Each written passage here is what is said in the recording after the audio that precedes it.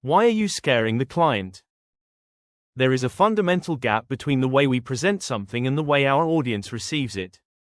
As a result, at the crucial moment, when it is most important to be convincing, 9 times out of 10 we are not.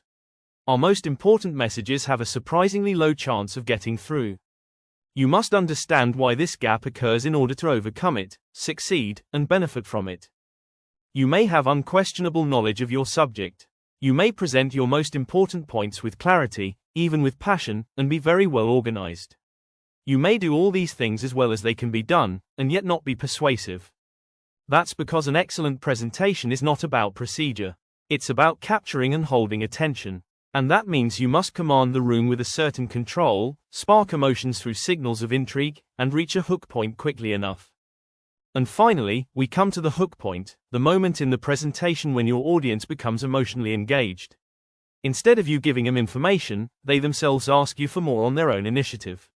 At the hook point, they move from interest to involvement, and then to engagement. Now, even though the client has a high level of intelligence, he doesn't have much knowledge of concepts like neuroscience. He, perhaps like you, had always believed that the ability to present was a natural talent. A presentation is a learned skill, not a raw, natural talent. An acquired skill can be repeated over and over with the same consistency. It is based on research into how the brain receives new ideas. If you have to sell anything as part of your work, a product, a service, an idea, and we all do at some point, you know that a good presentation can move a project forward, and a bad presentation can make it fail. You also understand how difficult it can be to present an idea to a skeptical audience, attentive 1 minute and distracted by a phone call the next. But we all have to go through this, because we all need to persuade when we need something. Telling someone, keep your audience's attention, is like telling someone learning to play soccer, kick the ball with a lofted spin when it comes. They already know that. What they don't know is how to do it. And although most of us spend less than 1% of our time on it, presenting an idea can be the most important thing we do. When we need to raise funds, sell a complex idea, or get a promotion, we have to do it. And yet, we do it incredibly poorly. One reason is that we are our own worst advisors. We know far too much about our own subject to understand how someone else will receive it during our presentation, which leads us to overwhelm that person. But the main reason for our failure is not our fault. We don't present well because there is an evolutionary flaw in our brain, a patchwork and a kind of malfunction in our hardware, which we must understand and learn to manage if we ever want to present successfully. A brief history of brain development will show how this patchwork came to be. Why is presenting much more complex than we thought? Why, like any high-level skill such as physics, mathematics, or medicine, presenting must be learned. First, a bit of history. Recent breakthroughs in neuroscience show that our brain developed in 3 distinct stages. First came the old brain, or crocodile brain, or reptilian brain. We'll call it the croco brain for short. It is responsible for the initial filtering of all incoming messages, generates most survival responses, fight or flight, and also produces strong, basic emotions. But when it comes to decision-making, the reasoning power of the croco brain is quite primitive. It simply doesn't have much capacity, and most of what it does have is primarily devoted to things necessary to keep us alive. That's the croco brain. The midbrain, which came next, determines the meaning of things and social situations. And finally, the neocortex evolved with problem-solving capacity and is capable of thinking about complex issues and producing responses using reason. When we present something, an idea, a product, a deal, or whatever, the highest level of our brain, the neocortex, does the work. It's the neocortex that forms the ideas, puts them into language, and presents them. You can actually feel how the 3 parts of your brain work separately from each other. When you cross the street and are startled by someone shouting, you will first react reflexively with some fear. That's the old croco survival brain at work. Next, you will try to make sense of the situation by identifying the person who is shouting and placing them in a social context.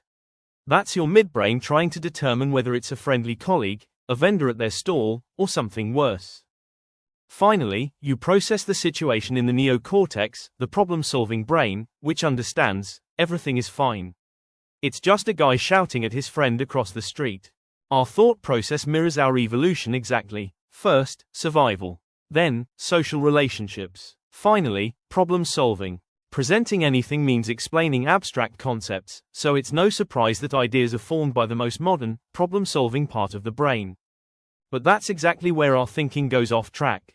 We've assumed that if my ability to form ideas resides in the neocortex, which it does, then that's where the people listening to my presentation process what I have to say. It's not the case. The messages composed and sent by your young neocortex are received and processed by the other person's old croco brain. Many people subscribe to the metaphor, the brain is like a computer. With a computer, if someone sends you an Excel file, you open and read it in Excel. That's how many people thought the brain worked. If I create a message in my intelligent neocortex and send it to you, by speaking, I would assume that you would open that message in your neocortex. But no presentation or message will reach the logical center of another person's brain without first passing through the survival filters of the croco brain system. And because of the way we have evolved, these filters make any presentation extremely difficult. Thus, instead of communicating with people, your best ideas bounce off the croco brain and come back to you oddly as objections, disruptive behavior, and lack of interest. Let's explain a little more in detail. Because we are a soft, weak, and slow species compared to almost everything that exists, we have survived for millions of years by considering everything in the universe as potentially dangerous. And since very few situations we faced at the time were safe, we learned to lean toward extreme caution. And this continues, unconsciously, to this day whenever we encounter something new. This happens every time we receive a presentation from someone who wants us to do something. We are wired to be bad at presenting. This is due to the way our brains have evolved. The fact that you present your idea from the neocortex but it is received by the other person's crocodile brain is a serious problem. This is the tinkering we talked about earlier. The gap between the lower and upper brain is not measured by the 5 centimeters that physically separate them. It must be measured in millions of years, the roughly 5 million years it took for the neocortex to evolve, to be more precise. Why? Because while you talk about profit potential, project synergy, return on investment, and why we should move forward now, concepts with which your upper brain is comfortable, the brain of the person on the other side of the desk does not react to any of these highly evolved and relatively complicated ideas. It reacts exactly as it should. It tries to determine whether the incoming information represents a threat to the person's immediate survival and, if not, whether it can be ignored without consequence. While you present your idea, the crocodile brain of the person in front of you does not listen and does not think about whether it's a good deal or not. Its reaction to your presentation will essentially be this: since this is not an emergency, how can I ignore it or spend as little time on it as possible? This filtering system of the crocodile brain has a very myopic view of the world. Anything that is not a crisis, it tries to label as unwanted. The filtering instructions of the crocodile brain look roughly like this. If it's not dangerous, ignore it. If it's not new and exciting, ignore it. If it is new, summarize it as quickly as possible and forget the details. And finally, there is this specific instruction. Do not send anything to the neocortex for problem solving unless you have a truly unexpected and extraordinary situation. These are the basic operating principles and procedures of our brains. No wonder presenting is so difficult.